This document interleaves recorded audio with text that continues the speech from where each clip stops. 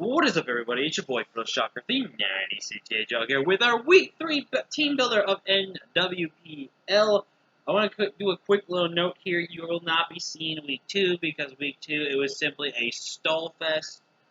And I hate uploading stall fest stuff on my channel because just rewatching it gets me angry. But just know we lost 5-0. Toxpex ultimately ended up just walling me because I wasn't choice banded on my Dracovish. And I didn't have Psychic Fangs, and they probably should have stacked Psychic Fangs on it just for that Toxic But, you know, it is what it is. We got 5-0, so we're now 1-1 minus 3, so we have still a good chance to make playoffs. It's a 12-week season, so we got 10 weeks more to go. It's not the end of the world. Hopefully, we can get bounced back from last week and just move on. But here, this week of NWPL, we're on Week 3, and we are going against the man, the myth, the legend himself. The man I have beaten back-to-back seasons of WWC. It is Ian and the Californian Spiels. He's not the Lanterns. Lanterns. I don't know how you're supposed to say this word. But I'm technically 2-0 versus Ian. By the way, this is a WWC, so we'll come to the record. I'm just kidding. But Ian... his team's really interesting. It's kind of mixed between really good, reliable trick room and then kind of some good, like, utility offensive bonds. But let's go ahead and break down his team real quick. Before that, though, if you want to hit the like button and subscribe if you haven't already, go ahead and do that because you'll be familiar with the king of the crew. So let's break down his team. He's got Keldeo, Corviknight, Shaman, a Selgor, Drapion, Guard Shop, Uniclus, Mega Camo, which he picked round 1. I'm not lying. DNT, Blissey, fuck that bitch, and Rotom Frost. By the way, I'm not a PG-13 channel, so yeah. But looking at this team, it's a very, very hard struggle matchup for us. And also, sorry if you keep seeing these Discord notifications. I really hate the fact that Discord is on a separate app. I got a computer, but nonetheless. Looking at this team, I don't think he brings Trick Room versus my team. As much as Trick Room is really, really good, and like he's got some really good premier Trick Room users. Like he's got good Trick Room users in Diancie and Uniclus, Mega Camo. Campbell is so good with the Trick Room. I've experienced how good it is and how good defensively it can actually be. To take it, it took a freaking Aqua Tail from my Rhyperior in APA Indigo, and it lived, and I was actually surprised. So it's really difficult. But looking at this team, I think Keldeo makes the most sense. Keldeo's a very offensively good mind. Don't have really the best switch-ins to it. Corviknight, he's detrimental. Physically defensive Corviknight with that bulk upset, which I know Ian will run. He's going to be very nice. I'm expecting a Rocky Helmet, physically defensive Shaman set with Leaf Seed, potentially Toxic or something like that, and then something like Dazzling Gleam, maybe Seed Flare or Giga Drain, something like that. A Selgor I see as maybe like a Spike Stackers with Toxic Spikes or just Spikes in general, and then Final Gambit purposes. Guard Shop I expect to be Scarfed, same thing with Keldeo, either the Scarf or Specs between one of those two, just for some general purposes against something like, say, my Mega Lopunny, which I would probably say it's then going to be a Scarf Keldeo versus a Scarf Guard Shop. And then Drapion, because Drapion's really good at trapping. I don't know. And not Pursuit, I think Pursuit...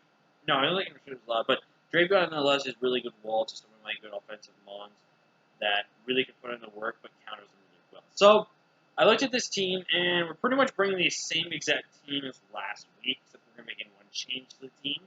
But again, those 6 are the ones I expect. I could see the Reuniclus potentially come.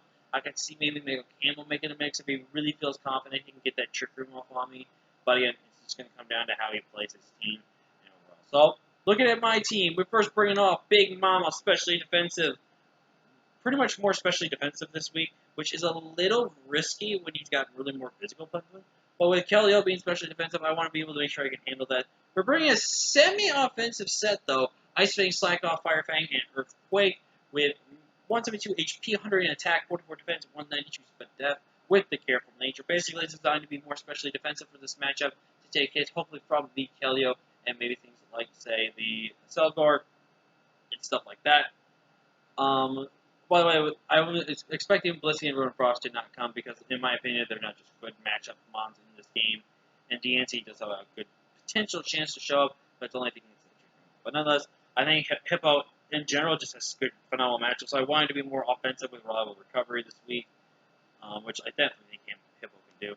Up next, we're bringing Mr. Fish, and this time we're bringing that choice band, but this time we're forced to run Jolly Band, though, which is not terrible. We are running the Leech Life, Vicious Ridge, Outrage, and Facade for in case they do get burned or poisoned, which he doesn't really have a ghost. I don't think he has a ghost type, so pretty much Facade could be free in case we get rid of Corviknight after that. Vicious Red is so spammable versus his team, it's not even funny. I 1-2 shot almost every single thing on his team, guaranteed.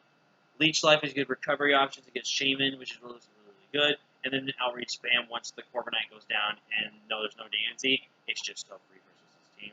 We are running the Jolly Nature with 204 speed, so that way in the sand we are faster than Choice Scarf Keldeo, also Choice Scarf Garchomp, the 2 in HP just for a little bulk, then maxed out. We'll pretty much run the same set for the Dracozolt, which is the exact same set, but we're bringing Special Zolt, which I feel like Ian may see coming, but I don't know if he's going to fully see it coming.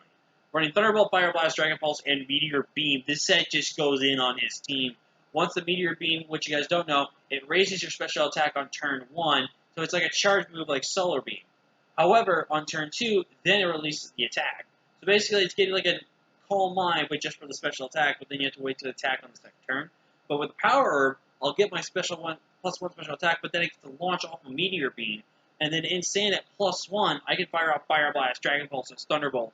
Basically guaranteeing OHKOs on everything on his team, which is really, really good. I think Dracozolt can actually be a sleeper thing that he's going to have to sleep, is going to actually be a little careful with, nonetheless. But I think Dracozolt could actually do some work. I was very hesitant to bring Dracozolt because of things like, say, Scarf Garchomp and potentially Scarf Keldeo being able to do so much work versus me.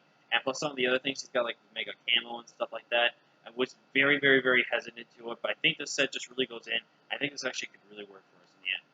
Up next, we're bringing Pebbles this week. More mixed defensive, but more reliably of a special defensive set, which you may not think is smart, but I think in the end, I don't need that much physical bulk on some of his mons, when some of his mons are more spadefable. We're bringing Defog, Roost, Knockoff, and Foul Play. The reason why I am forced to bring Defog this week is because of the amount of hazards he has on his team, with the combination of a Celgor plus Drapion and the options of Stealth Rocket. Excuse me. We are ready to overcoat so we can avoid Sleep Powder shenanigans and any powder-based moves. I'm going to take no damage from the Sand Tomb. And I know a lot of people question me for this. Why do I not bring heavy-duty boots on Mandibuzz? The reason why I like leftovers over heavy-duty boots on my Mandibuzz is just because Mandibuzz can then just get more reliable recovery options with roosting, instead of just getting the roost off on chances to just try to get the full. That's why I like that. I do take that risk of the 25%. I do understand that. But I have trusty and reliable investments that I've had over the times. I've used Mandibuzz, which was only one season of TBC, and I definitely knew how to run Mandibuzz perfectly fine, even with the Stealth Rock weakness. 196 HP, 8 in attack, 116 in defense, and 188 Spadef with a careful nature, like I said.